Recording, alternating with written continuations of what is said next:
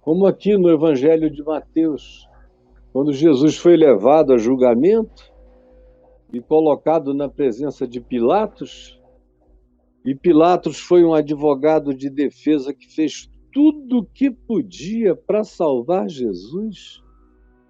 Chegou a dizer: olha, isso aqui não tem nada a ver com transgressão à lei romana.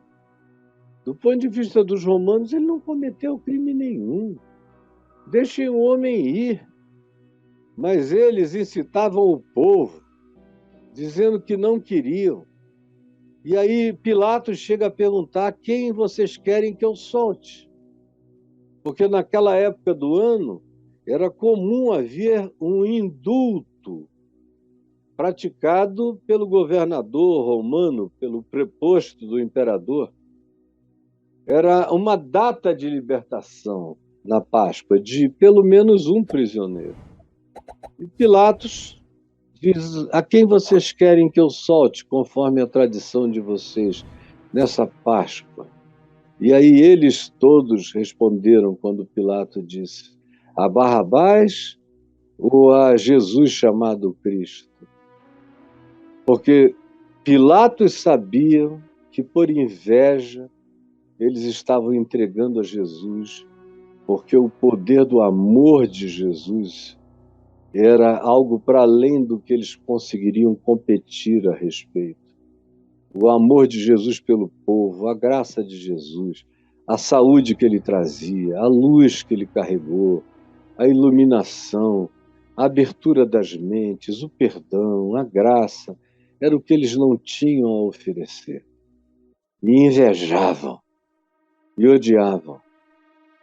E estando ele no tribunal, a mulher de Pilatos mandou um recado dizendo: não te envolvas com esse homem justo, Jesus, porque hoje à noite, em sonho, eu sofri muito, muito, muito a respeito dele. Mas os principais sacerdotes atropelaram o bilhete da mulher de Pilatos, juntamente com os anciãos, os presbíteros da igreja, da sinagoga, do sinédrio, do Supremo Concílio, e pediram o povo a que pedisse Barrabás e fizesse morrer Jesus, como a gente assiste hoje. É um povo pedindo Barrabás. A gente quer Barrabás. Enquanto isso, eles estão fazendo o evangelho de Jesus morrer. E para essa geração que está assistindo essa negação, que faz da traição de Judas uma brincadeira de criança, é a traição desse povo todo, desses pastores todos de Bíblia na mão.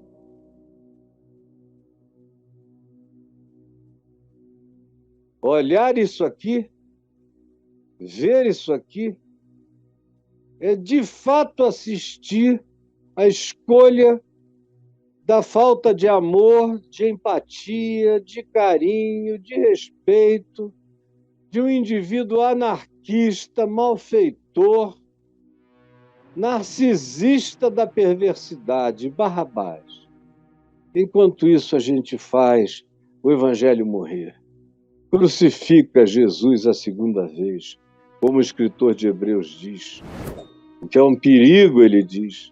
Vocês ficam crucificando Jesus de novo, chega uma hora que o arrependimento já não será possível para vocês. No entanto, os principais líderes religiosos, os presbíteros, persuadiram o povo e eles gritaram, gritaram e gritaram. Pilatos perguntava: qual dos dois quereis mesmo? Não acreditava que o povo gritasse Barrabás, junto com todos os líderes da igreja, da sinagoga, que era a igreja. Replicou-lhes Pilatos: que farei então de Jesus chamado Cristo? Pergunta de Pilatos é: meu Deus, e eu?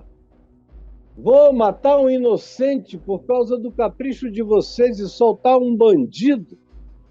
Porque até Pilatos tinha mais discernimento do que os crentes.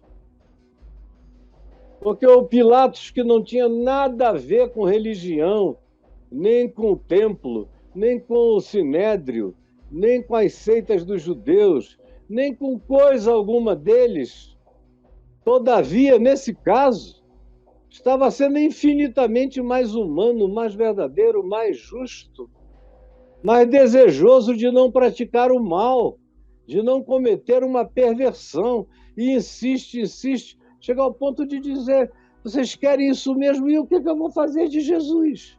Porque ele não concebeu como destino para Jesus a cruz. Pilatos ainda tinha uma esperança de que eles dissessem: exila-o, prende-o, deixa ele ficar um tempo na cadeia sem poder falar com ninguém.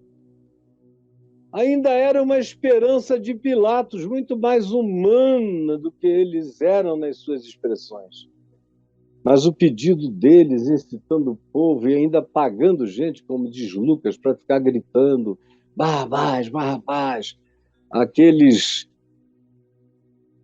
seres comprometidos, aquele nicho político pago para estar em todas, gritar em todas e ir uniformizado: Barrabás, Barrabás. E então Pilatos fez essa pergunta: e eu vou fazer o que de Jesus?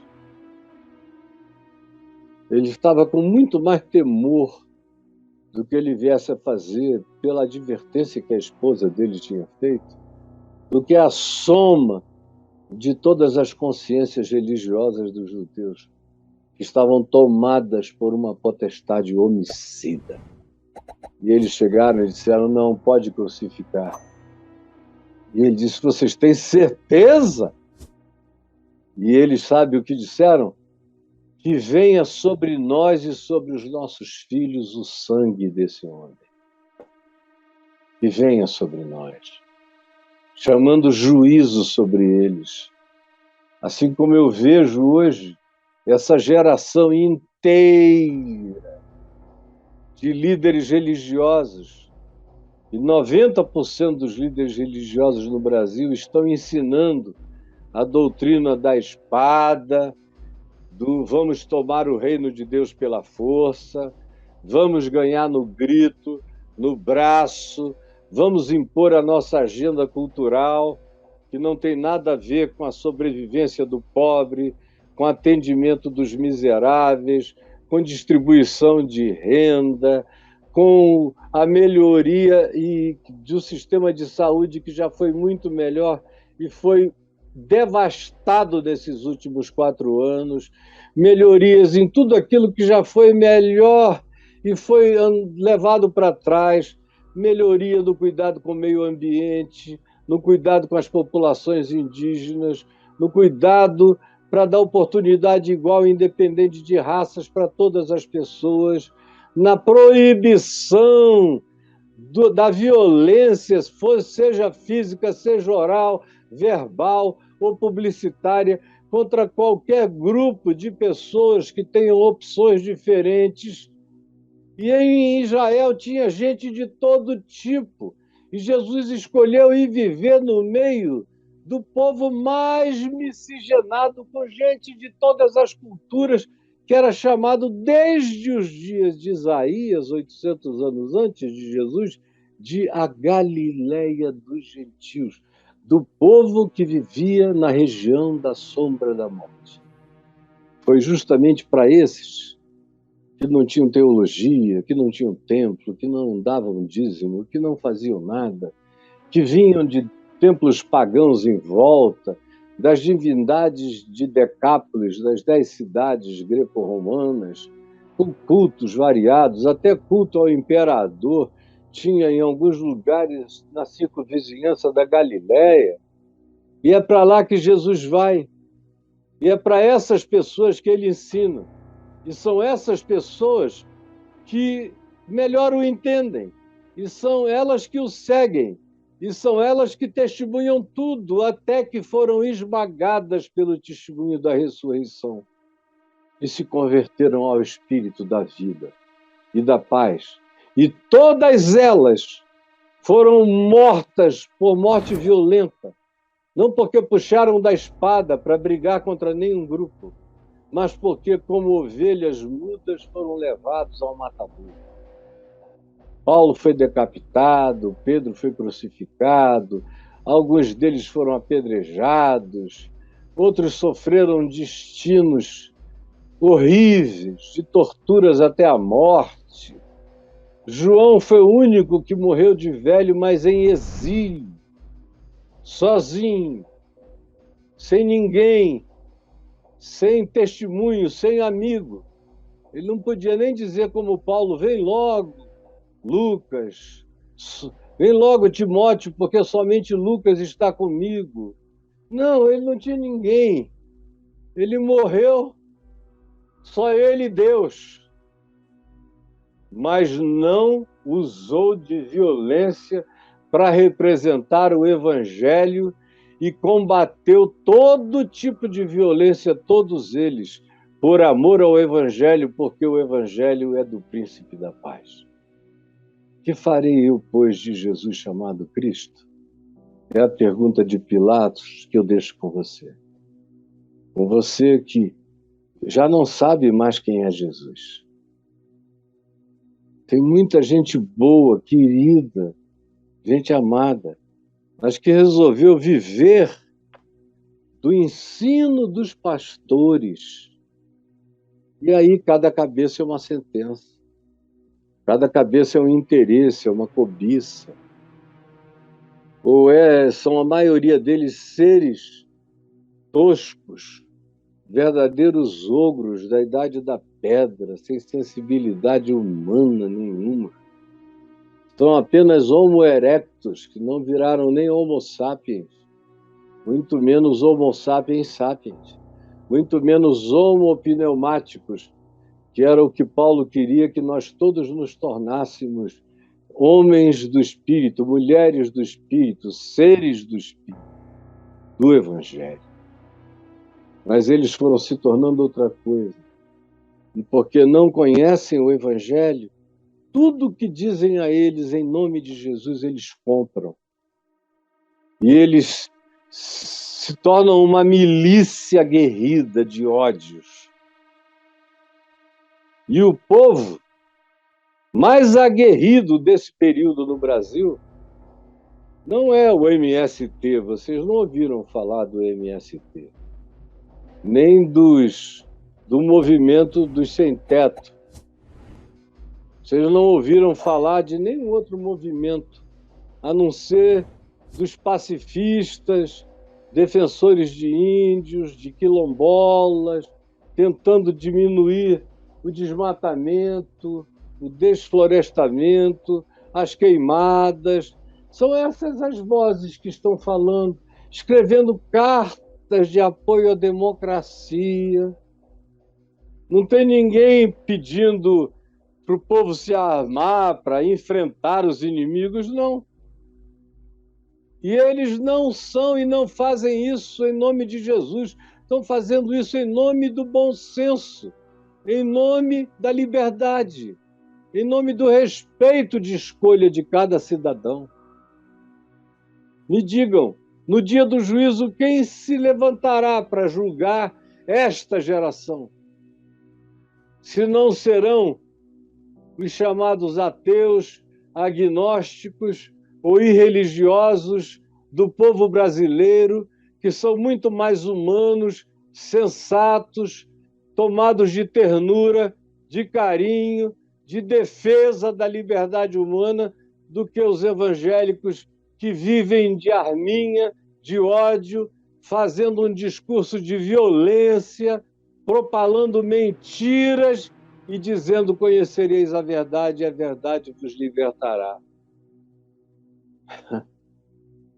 E o inferno aplaude. Os demônios estão numa alegria indizível.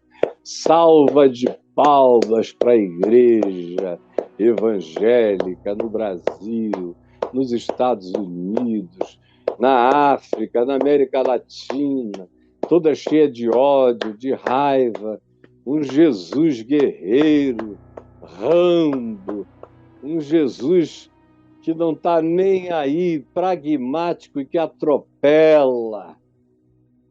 No dia do juízo, quem descerá justificado para casa? E quem receberá juízo da parte de Deus? Como Pedro diz, um juízo que começa pela casa de Deus. E quem me dera ele comece pela casa de Deus, porque o Brasil está precisando assistir algo que lhes dê temor e tremor do significado santo do nome de Jesus, e que anda lameado, blasfemado na boca da maioria dos que dizem que existem para defendê-lo, mas apelidaram Barrabás de Jesus. Eles dizem, solta-nos Jesus, vírgula, Barrabás, e não Jesus do Evangelho, Cristo. O Jesus do Evangelho é muito pacífico. A gente está precisando de um Jesus que parta para as cabeças, que tome o poder. É isso que nós queremos, nós não aguentamos mais. E foi isso que o cristianismo sempre quis. Foi a isso que ele aderiu em Constantino. E é a isso que ele continua aderindo nos últimos 1.700 anos. E o cristianismo não tem salvação. Tem gente aí, até outro dia eu estava ouvindo um filho na fé meu, que já devia ter aprendido isso há 40 anos, pelo menos, porque é o que eu ensino há mais de 40 anos, que o cristianismo não tem salvação.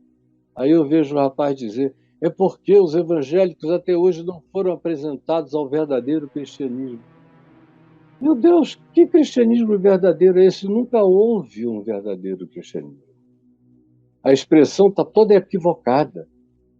Porque as pessoas precisam ser apresentadas ao Evangelho, ao verdadeiro Evangelho, puro e simples de Jesus, sem acréscimos, sem dogmas, sem doutrinas, só Evangelho, só Jesus, só a revolução da simplicidade e do amor.